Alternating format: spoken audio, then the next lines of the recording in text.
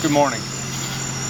I'm coming before the community this morning to confirm that tonight, or last night, a Prince George's County police officer was engaged in a shooting. The scenario is this.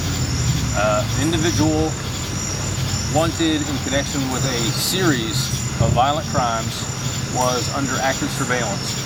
A decision was made by officers conducting that surveillance to verify the identity of this individual while they were in a motor vehicle. That motor vehicle was stopped. As the officers attempted to engage by turning on their emergency equipment, that vehicle immediately fled a short distance away and then stopped. At this point, the individual who was under surveillance exited that vehicle armed with a handgun and fled. The officer pursued that individual on foot a short distance, and then there was a confrontation. The officer fired a number of times.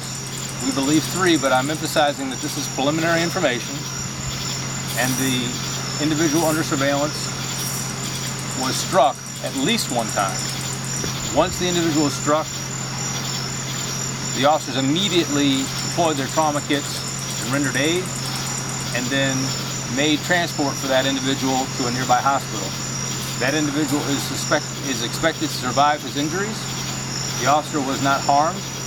The officer has been placed on administrative duty pending the investigation. This is our normal practice. There's nothing out of the ordinary about that decision tonight. We have recovered a handgun with an extended magazine, and a photograph of that will be provided to you. With that, I'll answer any questions you have. Just 1 officer fired, Chief? Just 1 officer fired. Again, preliminarily, 1 officer fired. Is it clear whether the suspect fired or prior to that? It is not clear at this point, but again, we are less than 3 hours into our investigation, and while I have been able to make a photograph of the weapon we recovered available to you, we have not been able to handle that weapon yet because it's part of the forensic investigation. Chief, can you say if he had a body cam on the officer?